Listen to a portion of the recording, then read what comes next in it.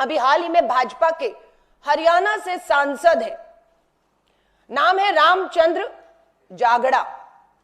रामचंद्र जागड़ा क्या कहते हैं ये मैं आपको सुनाना चाहती हूं, और यहां से साबित होता है कि किस तरीके से शहीद की पत्नी जो हैं उनको वो अपमानित करते हैं। उनका एक वीडियो मैं आपको सुनाना चाहती हूं जिसपे देश आज थू थू कर रहा है, और उम्मीद करती हूं भाजपा का शीर्ष नेतृत्व जो मोदी जी को श्रेय देने के लिए अपने नेताओं को खुले छोड़ दिया है, वो इस तरह की भाषा और अपमान कर रहे हैं।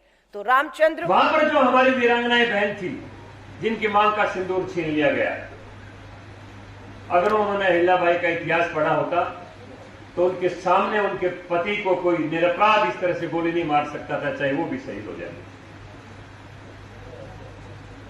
वीरांगना का भाव नहीं था,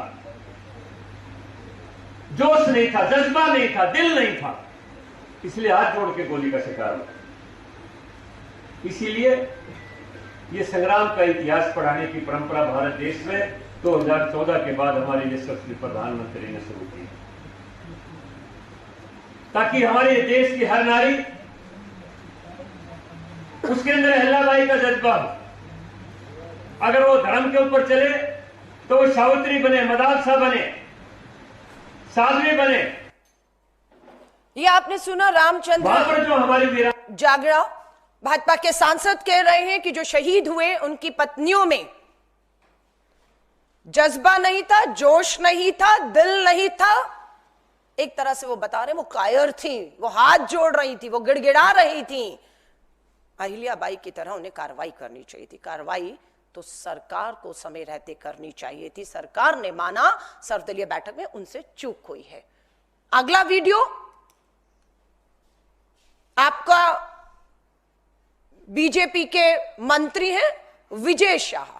जब मैं कहती हूं सेना का अपमान, सेना की बहादुर वीर महिला अधिकारी का अपमान हुआ है, तो कब और कहां किसने किया? भाजपा के मध्य प्रदेश से मंत्री हैं, नाम है विजय शाह, और यह अपमान करते हैं कर्नल सोफिया कुरैशी का। क्या कहा सुनिएगा। जिन्होंने हमारी बेटियों के सिंदूर उजाले थे, वही कटे पिटे लोगों को हमने उन्हीं की बहन भेज करके उनकी ऐसी की तैसी करवाई। एक बार मोदी जी के लिए जोरदार ताली बजाएं। उन्होंने कपड़े उतार उतार के हमारे हिंदुओं को मारा, और मोदी जी ने उनकी बहन को उनकी ऐसी की तैसी करने हमारे जहाज से उनके घर। अब मोदी जी कपड़े तो उतार नहीं सकते थे, इसलिए उनके समाज की बहन को भेजा कि तुमने हमारी बहनों को अगर विधवा किया है तो तुम्हारे समाज की बहन आके तुम्हें नहीं छोड़ेगी। देश का सम्मान, मान सम्मान हमारी बहनों का तो आज तक बदला, तुम्हारी जाति की समाज की बहनों को पाकिस्तान भेज कर कोई ले सकता है।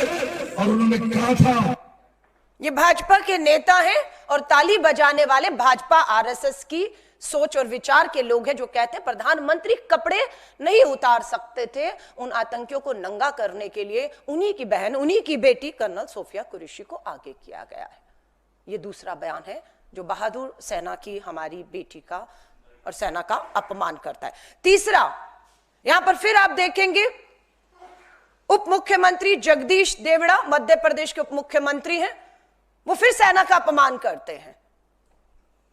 सिंदूर, ऑपरेशन सिंदूर का श्रेय प्रधानमंत्री मोदी जी को वाह वाह तालियां देते हुए इस स्तर तक नीचे गिर गए कि यहां तक कह गए कि देश की सेना प्रधानमंत्री जी के सामने जो है वो झुक कर नतमस्तक करती है। यह अपमान है सेना का। सुनिएगा इनके भी बयान को। जिन माताओं के सिंदूर को मिटाने का काम जिन लोगों ने किया, जिन आतंकवादियों ने किया, और जिन आतंकवादियों को जिनने पाला, जो पाल रहे हैं, उनको नेस्त नाबूद नहीं कर देंगे तब तक चैन की सांस नहीं लेंगे। और यशस्वी प्रधानमंत्री जी को हम धन्यवाद देना चाहेंगे।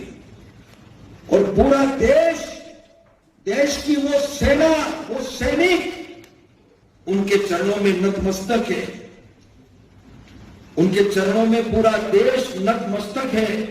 उन्होंने जो जवाब दिया है उसकी जितनी सराहना की जाए, जितना कहा जाए, एक बार उनके लिए जोरदार ताली बजा करके। ये आपने बयान सुना?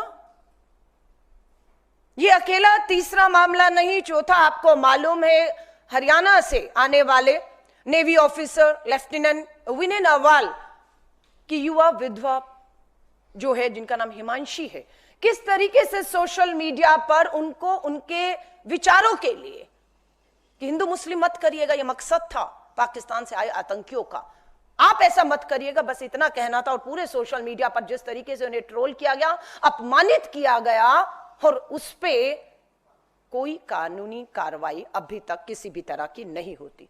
इतना ही नहीं, विदेश सचिव विक्रम मिस्त्री जी की स्टेटमेंट के बाद उन्हें सोशल मीडिया पर ट्रोल किया गया और उनकी बेटियों के तस्वीरें ही नहीं, उनके निजी बेटियों के निजी फोन नंबर को भी वायरल किया गया।